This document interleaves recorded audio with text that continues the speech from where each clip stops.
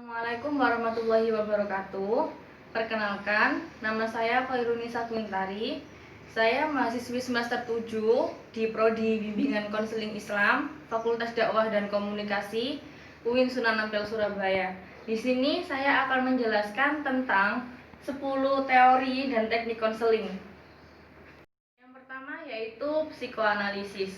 Psikoanalisis merupakan salah satu mazhab psikologi yang dikenalkan atau dikembangkan oleh Sigmund Freud. Sigmund Freud berpendapat bahwa psikoanalisis merupakan suatu pandangan baru tentang manusia, di mana ketidaksadaran memainkan peranan sentral. Pandangan ini mempunyai relevansi praktis karena dapat digunakan dalam mengobati pasien yang mengalami gangguan-gangguan psikologi. Bagi Freud, kepribadian itu berhubungan dengan alam kesadaran yang memiliki tiga komponen, yaitu id, ego, dan superego. Tujuan psikoanalisis yaitu untuk membentuk kembali struktur karakter individu dengan cara mengkonstruksikan kembali struktur karakter individu dengan menganalisa, menafsirkan kembali pengalaman-pengalaman masa lampau yang terjadi pada masa kanak-kanak. Kita memasuki teknik konseling, yaitu analisis mimpi. Analisis mimpi merupakan prosedur yang penting dalam membuka hal-hal yang sehari-hari oleh konseli dan membantunya untuk memperoleh pemahaman atas masalah-masalah yang belum terselesaikan. Pikiran tanpa kita sadari membawa pada pengaruh mimpi. Jadi seperti ketika kita memiliki masalah dan ketika kita tidur, masalah tersebut itu bisa terbawa dalam mimpi kita waktu kita tidur. Yang kedua yaitu terapi Adler. Terapi Adler sendiri yaitu terapi psikologi individu yang dikembangkan oleh Alfred Adler yang memahami individu dalam katanya dengan lingkungan sosial.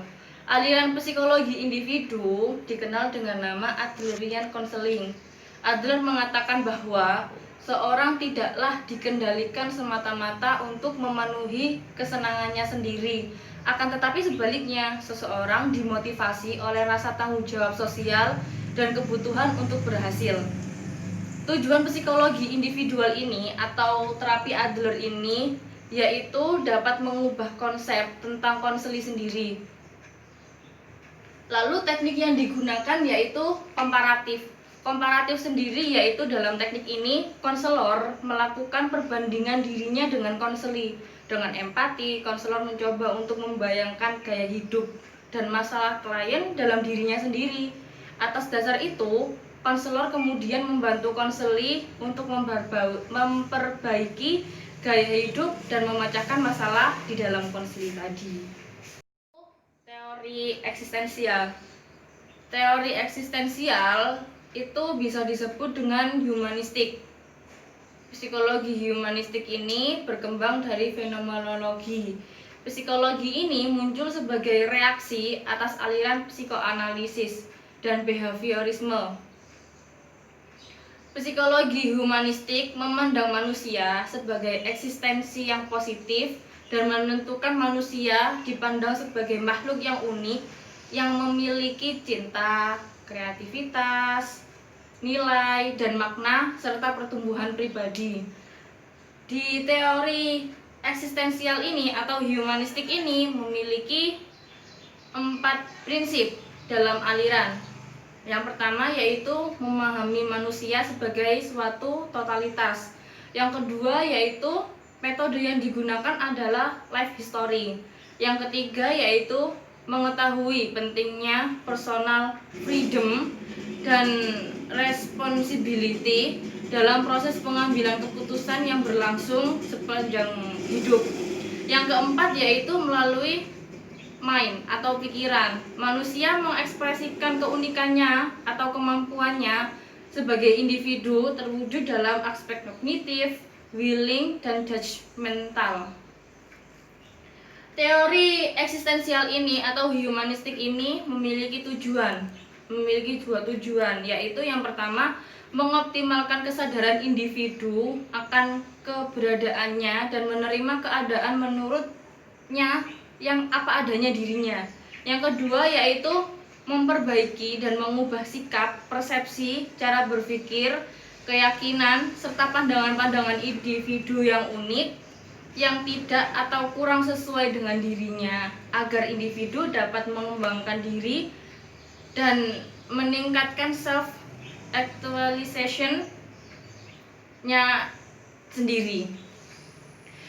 Teknik dalam eksistensial atau humanistik itu ada empati, menenteramkan, penerimaan diri, bersikap mengizinkan hal yang bermakna. Di sini konselor itu mengizinkan segala sesuatu yang dilakukan oleh konseli, akan tetapi sesuatu itu yang bermakna bagi diri konseli tersebut.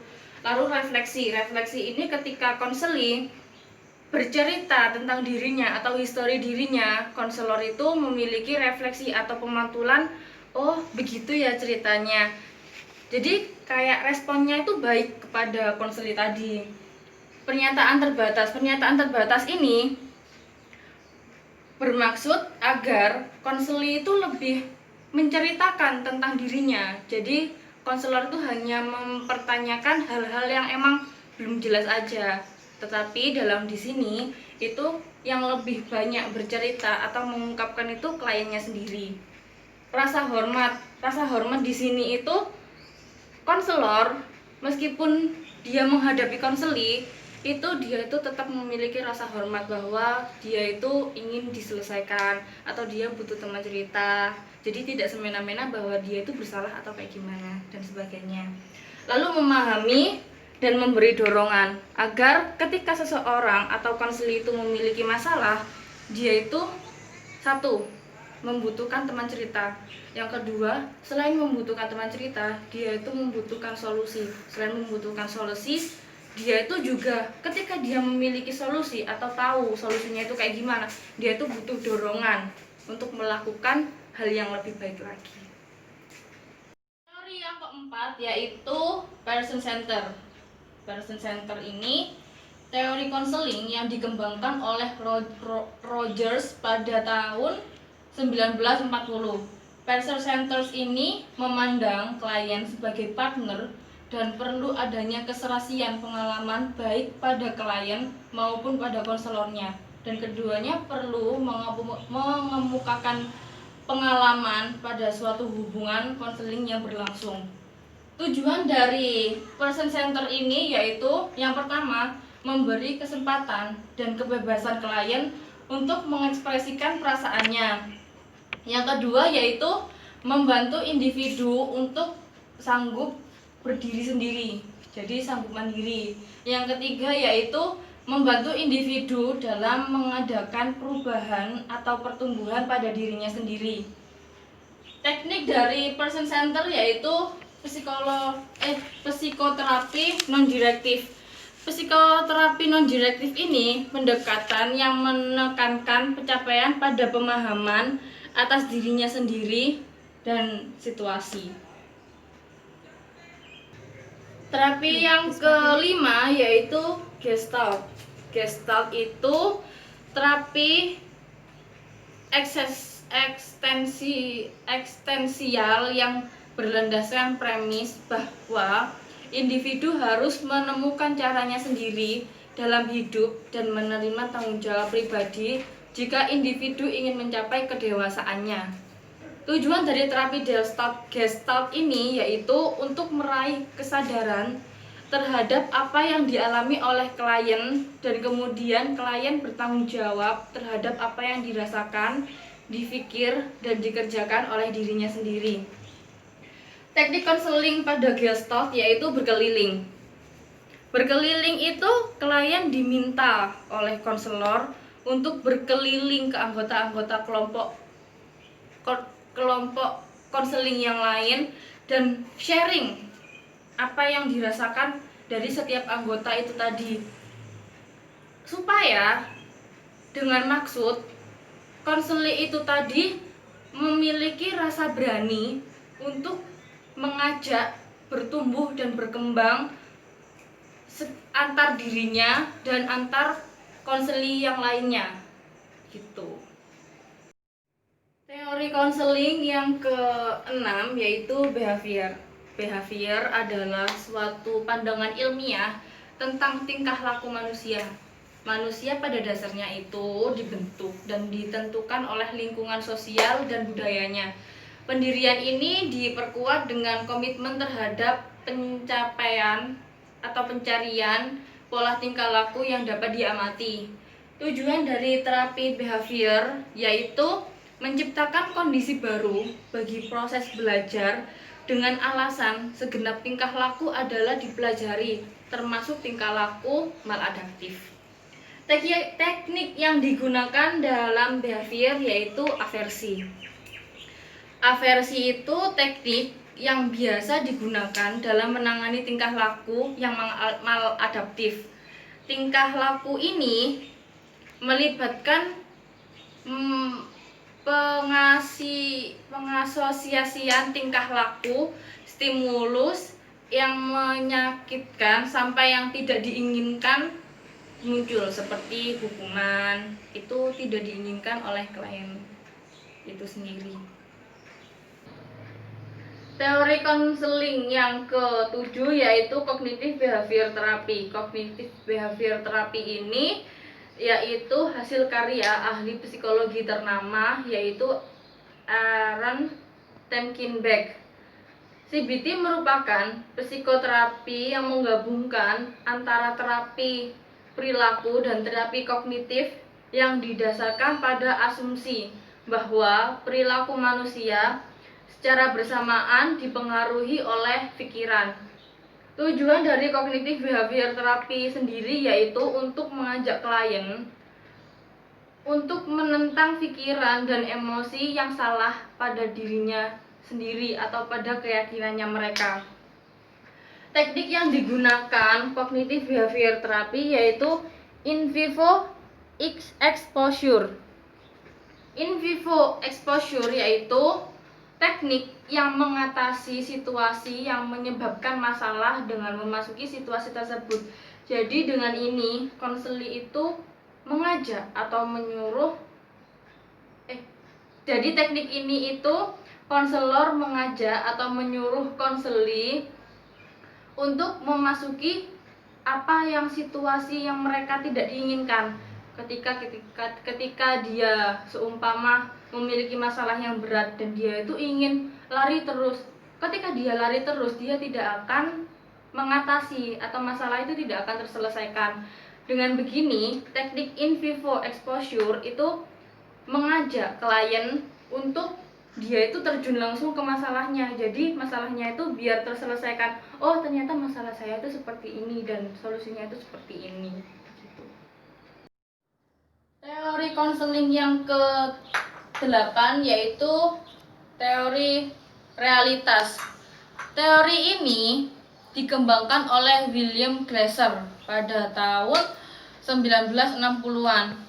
Teori ini yaitu suatu sistem yang difokuskan pada tingkah laku seseorang.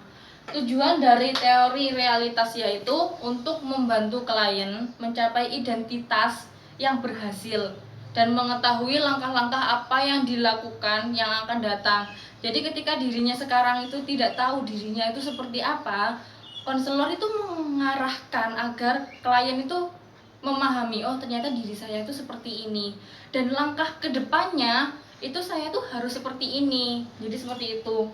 Lalu teknik konseling dalam realitas yaitu terlibat dalam bermain peran.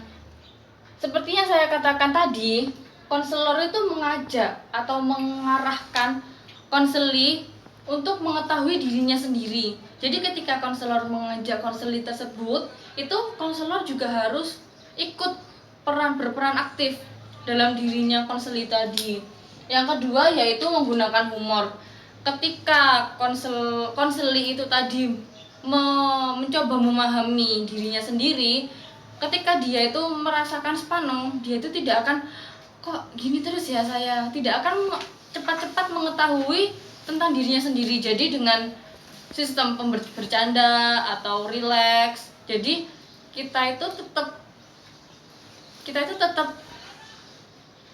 serius, akan tetapi ada sisi bercandanya. Jadi konseling itu tadi tetap rileks dalam proses konseling pada kita.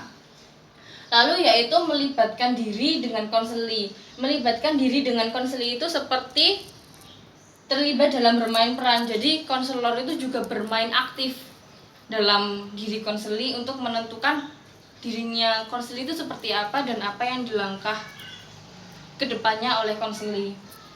Yang keempat yaitu mengonfrontasi konseli. Ketika kita mengajak atau mengarahkan konseli untuk mengetahui dirinya, itu tidak semata-mata kita, oh kamu tuh dirimu tuh harus seperti ini, oh kamu tuh seharusnya kayak gimana. Enggak, kita itu juga mengonfrontasi, kita itu memberi dorongan untuk konseli itu menyadari, oh ternyata diri saya tuh seperti ini ya, gitu. Lalu bertindak sebagai guru atau model. Selain kita mengajak atau memberi arahan, itu kita juga memberikan diri kita sebagai model. Jadi, oh saya dulu itu waktu seperti Bapak untuk mencari jati diri saya, mencari siapa sih saya, itu saya tuh melakukan berbagai cara seperti cara A, cara B, cara C, cara D, dan akhirnya saya mengetahui diri saya itu seperti ini, dan saya mengetahui langkah apa yang harus saya lakukan ke depannya untuk diri saya. Terapi konseling yang ke-9 yaitu feminis. Feminis atau biasa disebut dengan feminisme. Itu sebagai filsafat dan gerakan yang berkaitan dengan era pencerahan di Eropa yang dipelopori oleh Lady Mary Wortley Montagu dan Marquis de Condorcet. Tujuan dari teori feminis yaitu untuk membantu individu agar dapat memenangkan dirinya sampai agen kepentingan dirinya dan agen kepentingan orang lain. Teknik yang digunakan oleh teori konseling feminis yaitu group work. Yang kedua, menganalisis peran gender. Yang ketiga, keterbukaan. Teori konseling yang ke-10 dan yang terakhir yaitu family system. Family system yaitu teori yang dikenalkan oleh Dr. Murray Bowen. Dia adalah salah satu dokter anak Perta di keluarga besar yang kuat di Tennessee, Amerika Serikat. Beliau mempelajari hubungan simbiosis pada ibu dan anak yang menimbulkan kecemasan dan hubungan yang tidak sehat. Tujuan dari teori family system ini yaitu untuk membantu klien memahami dan mengubah strategi pada pola dengan menghadapi stres yang diwarisi dari generasi ke generasi. Teknik konseling yang digunakan oleh family system yaitu berpusat pada perbedaan individu. Yang kedua yaitu memahami genogram atau struktur kekeluargaan. Yang ketiga yaitu penekanan pada evaluasi terhadap peristiwa. Sekian yang dapat saya sampaikan. Apabila ada kesalahan, kekurangan, dan kelebihannya, saya mohon maaf yang sebesar-besarnya. Wassalamualaikum warahmatullahi wabarakatuh.